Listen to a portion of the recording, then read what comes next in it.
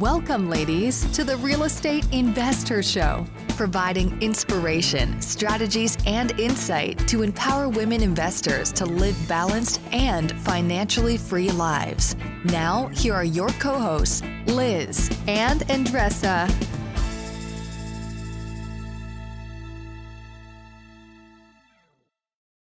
We're so excited, ladies, to be offering our first ever InvestHER Week Challenge coming up starting October the 19th on a Monday. And this is going to focus on our three pillars: real estate investing, business operations, and self-care. Yes, and whether if you're just getting started or if you want to take your business to the next level, we have prepared this free challenge that starts on Monday that will help you to achieve your goals faster with more grace. We are so excited about these 4 live sessions. Andresa or myself will be teaching these 4. 2 of them, you'll get both of us, and 2 of them will be us individually. So Andresa's going to be talking about something that's near and dear to her heart: how to create and sustain standard operating procedures, SOPs, in your business, no matter what size you are at. I'll be talking about something that's near and dear to me: raising private money. Not just raising money, but doing with confidence and going to the network that you know best, people closest to you. So we'll be speaking about those 2. The 2 that we'll be doing together is, the first one we'll be doing is what's holding you back.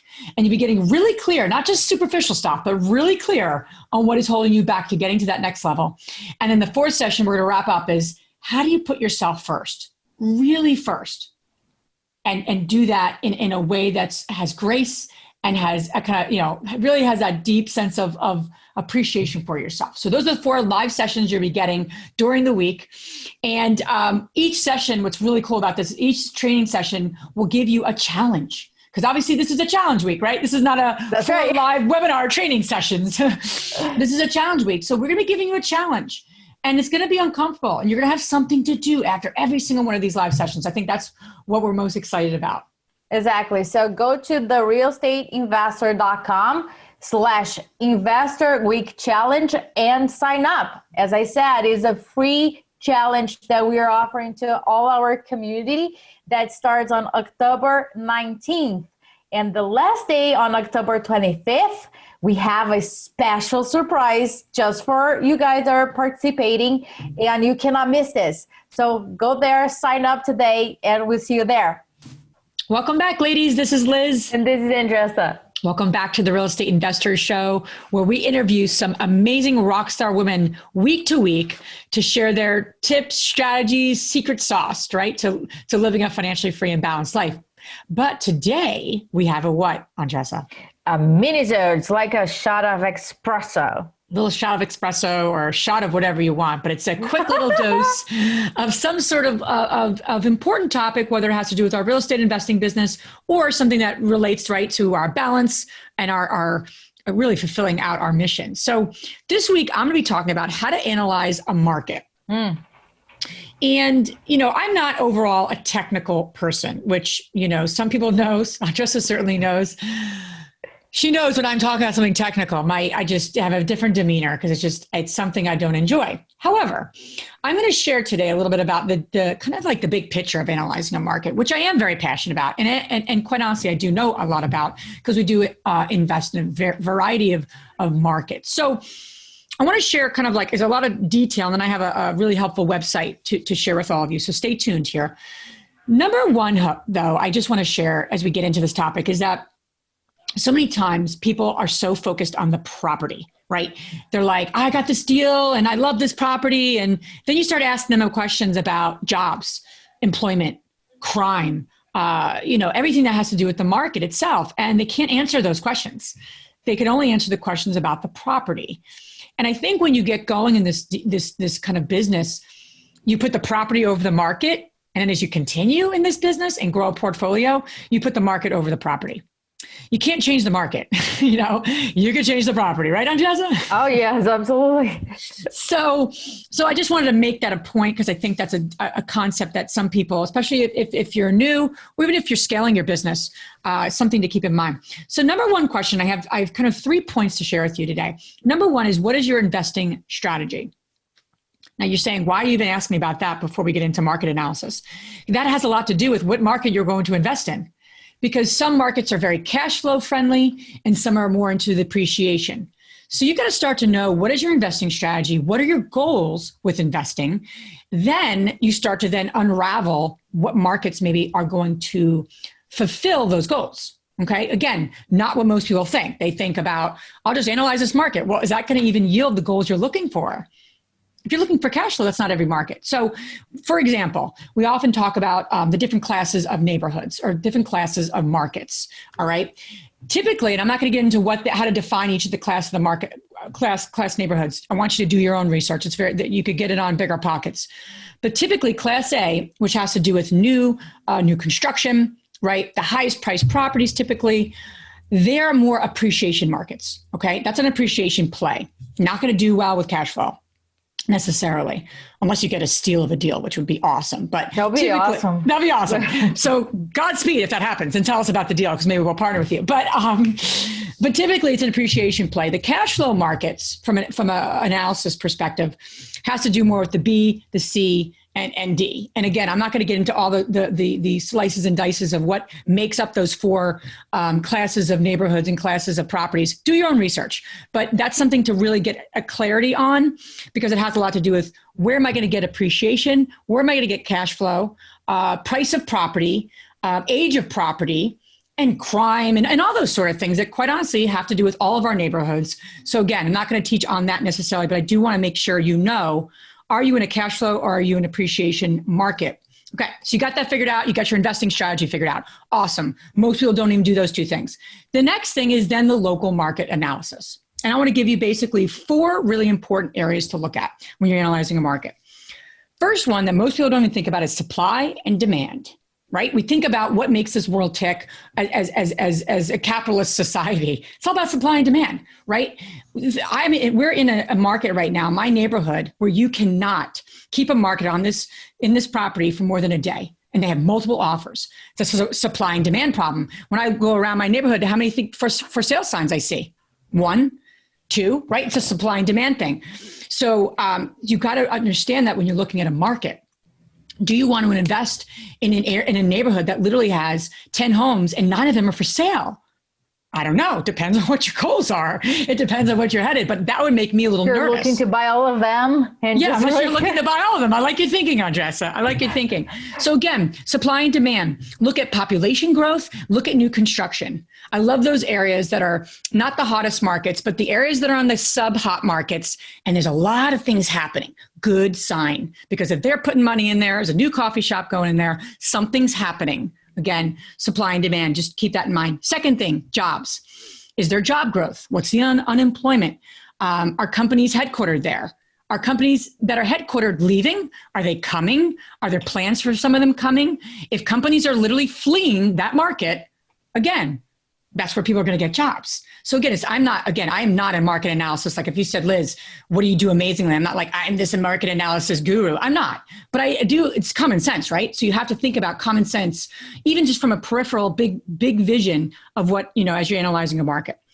The 4th thing I want to tell you about jobs before I move on is job diversity. And this is not something that my husband and I did when we first started investing, but we've quickly learned how important that is. We've invested in markets that literally have one type of employment. And what happens when that type of employment, something happens, manufacturing, or even if it's the state government, that impacts your amount of jobs people can get. I love markets that have tons of diversity of jobs, tech, manufacturing, healthcare, education. That's my favorite market because there's a lot of different industries coming together that will then give the jobs that people need they can live in your property. So don't forget about job diversity. 3rd thing, competition.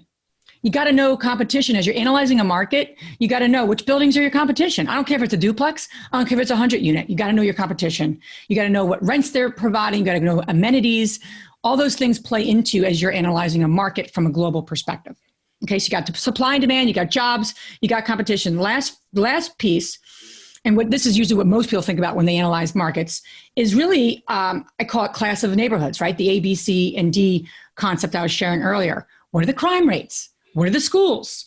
What's the typical renter profile? Who rents in this area? Okay, that's a good question to know. Who actually currently rents in this area today? What's the cost of living? and what's the income growth? What's people's kind of household income? All those kind of like demographic information, if you will, is kind of like a bucket, if you will. And then the other piece is the competition, the jobs, supply and demand start to give you this kind of like this global, local market analysis. Again, from a very global perspective, without getting into numbers, that would be some of my suggestions to you. So keep that in mind.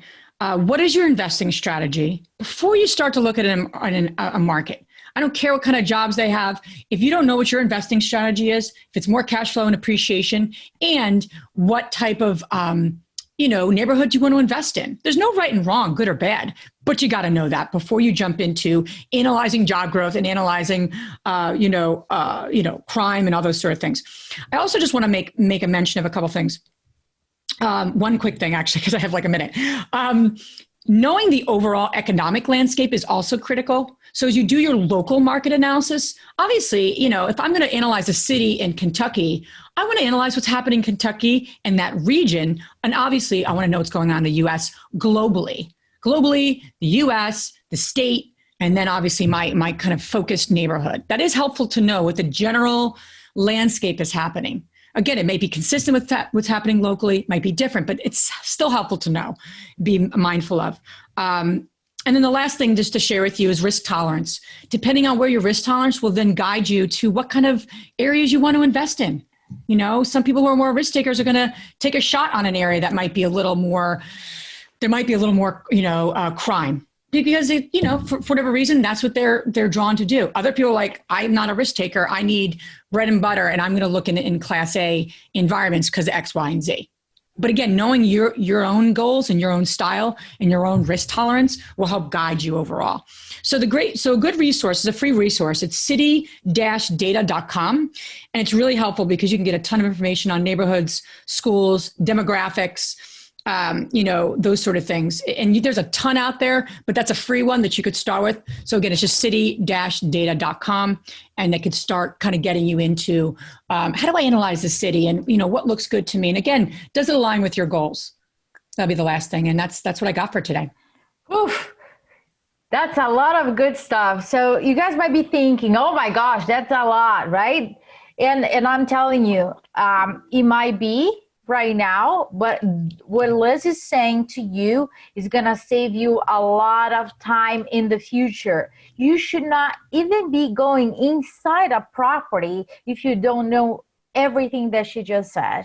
I don't go inside a property if I don't qualify the city, the block, right? If I don't qualify that, I don't go inside a property. What I've seen a lot is like people fall in love with the property itself and do the reverse. Mm-hmm. And that is a lot of waste of time because then you're putting offers on things that don't really qualify. And one big point that Liz said here this week on our Facebook community, by the way, if you're not part of it, please join us. There's rock stars there that can support you in your journey. One of the questions was like, oh, I am looking for rentals in this specific market, but I cannot find them. So the analogy that I gave was pretty much what Liz is saying. Like, are you looking to kind of like plant grapes where in soil that is more appropriate for pumpkins? Because you're not going to find it. So she's been a couple of months in certain neighborhoods in a different state, and she cannot find cash flow. So that is a sign that for that specific area, it's just, you got to pivot. You either pivot on your strategy or you pivot on your location, one or another, because it needs to match. Love it. I love that. That's another topic, a little pivoting. I like that. So we hope this was helpful. And as we always like to say for our minisodes, ladies, do something with what you learned today. Listen to it again. I know I talked quickly and I actually added a lot of bullet points there. Listen to it again and take some action on what we said, and you'll be in much better position as you analyze markets. So with that, thank you for being here with us and have a great week. Thank you. If you enjoyed this podcast and want to receive updates on our next interviews, go to our website, therealestateinvestor.com. There, you can subscribe to our show, become part of our InvestHER community, and get updates on upcoming episodes. If you like our show, please share it with other women who would benefit. And don't forget to leave us a rating on iTunes. We'd really appreciate it. And as always, we encourage you to take one action as a result of today's show and put it into motion so you can live both a financially free and balanced life. Thanks for spending time with us. Ciao.